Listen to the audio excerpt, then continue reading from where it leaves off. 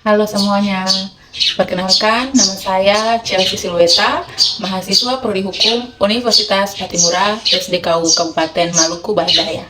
Oke teman-teman, jadi hari ini saya akan menjelaskan tentang norma hukum. Akan ada 4 poin pembahasan yang akan saya bahas di video kali ini. Yang pertama, tentang norma dan norma hukum, dan yang kedua, tentang norma hukum sebagai sistem hukum, yang ketiga, tentang sifat dan karakteristik norma hukum. Dan yang keempat adalah daya laku dan daya guna norma hukum. Ikuti terus video ini sampai selesai. Oke, baik. Saya akan menjelaskan pada poin yang pertama, yaitu tentang norma dan norma hukum. Norma adalah ukuran yang harus dipenuhi oleh seseorang dalam hubungannya dengan sesama maupun dengan lingkungannya. Nah, ukuran yang harus dipenuhi oleh seseorang dalam hubungan dengan sesama.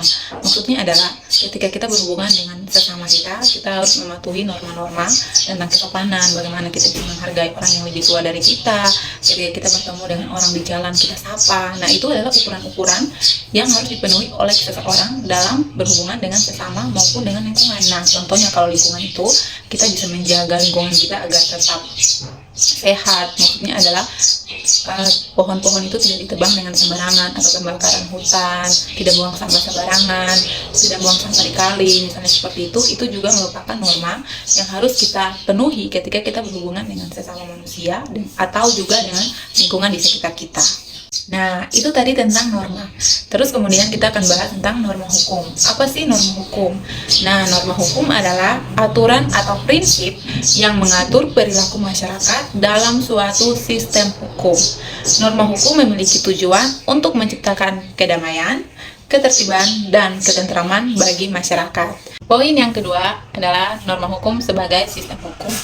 Nah, norma hukum sebagai sistem hukum berarti norma hukum merupakan bagian dari tatanan yang teratur dalam masyarakat yang berasal dari aturan-aturan hidup. Kita masuk pada poin yang ketiga, yaitu tentang sifat dan karakteristik norma hukum.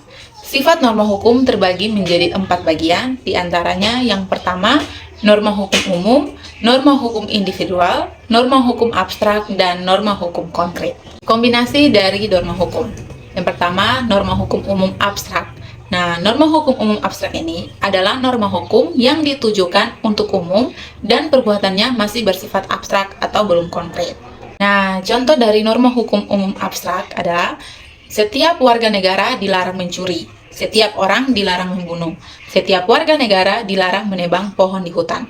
Jadi, norma hukum umum bersifat untuk umum, setiap orang, tetapi umum abstrak. Nah, karena perbuatannya itu masih abstrak, membunuh siapa, gitu. Terus pohon di hutan mana. Jadi, masih abstrak, perbuatannya itu belum terlihat jelas, belum konkret, seperti itu. Kalau norma hukum umum konkret, ialah norma hukum yang ditujukan kepada umum, tetapi perbuatannya sudah terlihat secara nyata. Contohnya, barang siapa mencuri mobil di depan toko Bahagia akan dipenjara selama 1 tahun. Jadi bersifat umum, tetapi perbuatannya itu sudah terlihat secara nyata, seperti itu. Kemudian yang ketiga adalah norma hukum individual abstrak. Nah, itu ditujukan kepada pihak tertentu, tetapi perbuatannya masih belum konkret. Contohnya, Alessandro Samloi yang bertempat tinggal di Jalan Mangga 2 dilarang mencuri. Nah, ditujukan kepada Alessandro individual, tetapi perbuatannya juga masih abstrak. Mencuri ini mencuri benda apa? Seperti itu. Yang terakhir adalah norma hukum individual konkret. Norma hukum yang ditujukan kepada orang tertentu, tetapi perbuatannya sudah bersifat konkret. Contohnya, Alessandro Samloi, mahasiswa Prodi Hukum Universitas Patimura, SDKU Maluku Barat Daya, dilarang merokok dalam ruangan kelas. Yang berikut ini yang akan saya jelaskan tentang karakteristik norma hukum.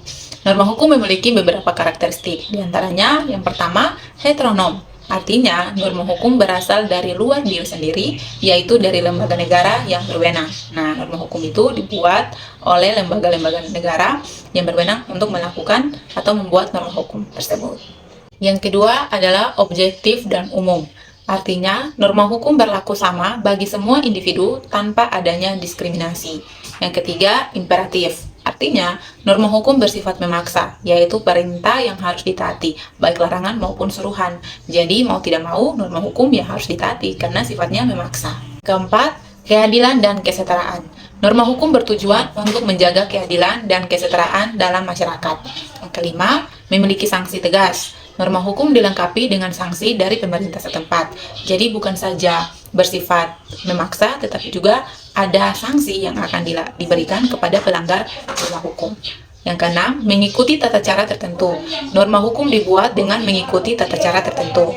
Yang ketujuh, mengikuti hierarki tertentu. Jadi, norma hukum tidak dibuat dengan sembarangan, tetapi harus mengikuti hierarki yang telah ditentukan. Nah, norma hukum merupakan kesepakatan yang dibuat oleh seluruh unsur masyarakat atau yang mewakili masyarakat di wilayah-wilayah tertentu. Daya laku dan daya guna norma hukum. Yang pertama, daya laku. Daya laku norma hukum adalah sejauh mana norma hukum tersebut berlaku. Berlaku jika dibentuk oleh aparat berwenang. Nah, jadi daya laku ini akan diukur sejauh mana sih norma hukum itu berlaku di lingkungan masyarakat. Nah, jadi norma hukum ini akan berlaku jika dibentuk oleh aparat berwenang atau lembaga-lembaga negara yang berwenang untuk membentuk norma hukum. Yang kedua, tentang daya guna.